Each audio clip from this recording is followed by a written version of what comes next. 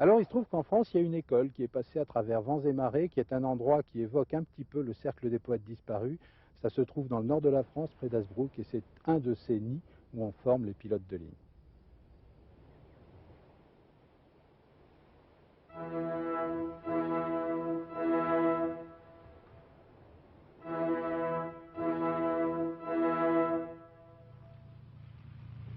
Pilote de ligne, c'est un grand métier, et même un métier de légende.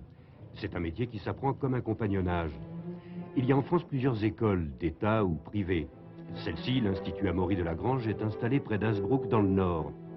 Pour les élèves qui passent par son château du XVIIIe, cette école est un sanctuaire où leur motivation de base, souvent romantique, se trouve amplifiée. Amaury de Lagrange, c'est l'école qui me permet de réaliser ce que j'ai rêvé de faire depuis des années et des années. C'est ce qui, j'espère, va pouvoir me permettre de devenir pilote un jour et puis pouvoir m'envoler et partir.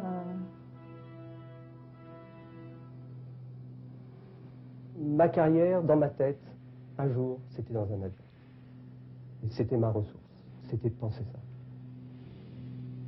Depuis 5 ans, le métier est en crise. Le groupe Air France n'embauche plus. Seules les nouvelles compagnies absorbent quelques pilotes par an au compte-gouttes. Mais c'est un métier cyclique et ces temps-ci, la tendance s'inverse. Dans 2 ou 3 ans, l'embauche va reprendre. Une formation intensive dure 3 ans, presque sans vacances, et elle coûte cher, autour de 500 000 francs.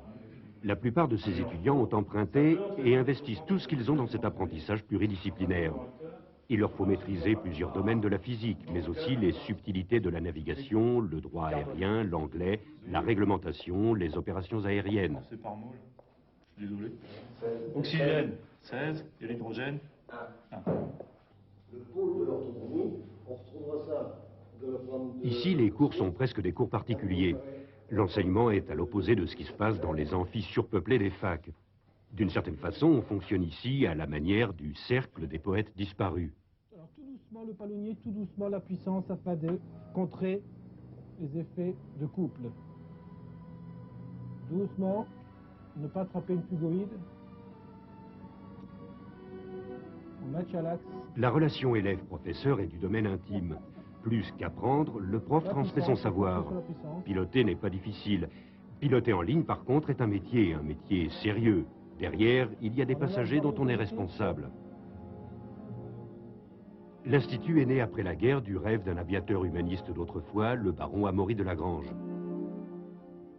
Pour le baron, un pilote devait être un équivalent moderne des capitaines de navires du passé, maître à bord après Dieu, comptable du vaisseau et de ses passagers.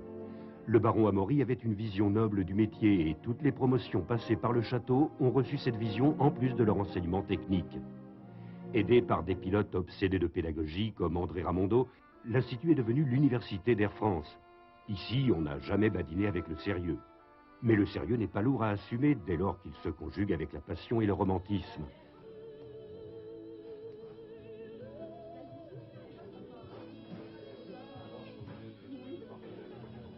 On vient du monde entier dans les écoles d'aviation françaises, pas seulement d'ailleurs pour apprendre à piloter, mais aussi pour être formé à l'autre métier noble de l'aviation civile, l'entretien des avions, dont la sécurité dépend autant que du pilotage.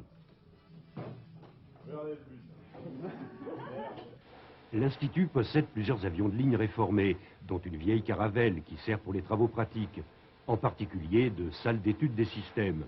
Et Dieu sait qu'en matière de systèmes complexes, la Caravelle était un tour de force. Oui, au-dessus de votre tête, là-bas, derrière, oui. Il y a un élément jaune qui apparaît, là. Le train bouge en même temps que la femme. Donc en l'occurrence, nous, ce qui nous concerne, c'est la ventilation du moteur gauche. Donc on prend cet interrupteur de position.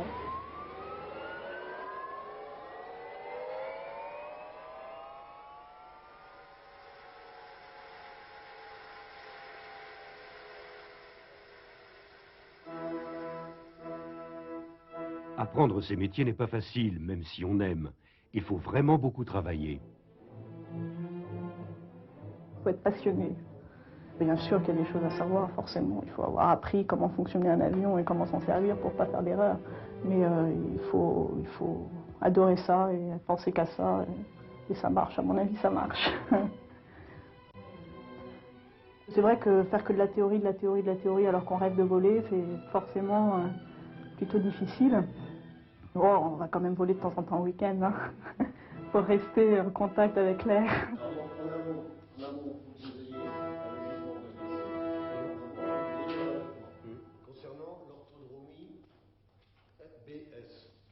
Mon objectif avant tout, c'est d'abord la théorie, rien que la théorie. Et après, d'accord, on envisagera les choses autrement et on pourra s'imaginer dans un cockpit. Mais dans l'immédiat, il y a d'abord un gros passage théorique à faire avant, faire ses preuves. La licence de pilote de ligne théorique se décompose en certificats, une dizaine au total. Après son obtention, on passe à la pratique. En 250 heures de vol, on atteint le niveau de la licence de pilote professionnel qualifié pour le vol aux instruments. Et à partir de là, peut commencer la carrière, par opposition à la période de formation. En 1995, aux États-Unis, plus de 1500 pilotes ont trouvé un premier emploi. Cette année, British Airways en recrute 300, Lufthansa 200. En France, l'embauche va reprendre en 1997 par l'absorption progressive de plus de 500 pilotes au chômage. Après, pour une période de 3 à 5 ans, les compagnies recruteront. De nouveau, ce sera le temps du pain blanc, après l'époque du pain sec. Amaury Delagrange, mais aussi l'ENAC, l'ESMA, Niveau 200 et d'autres sont autant de conservatoires où on peut apprendre l'aviation à la française. Si ça vous tente, réfléchissez. Et allez-y, on ne vit qu'une fois.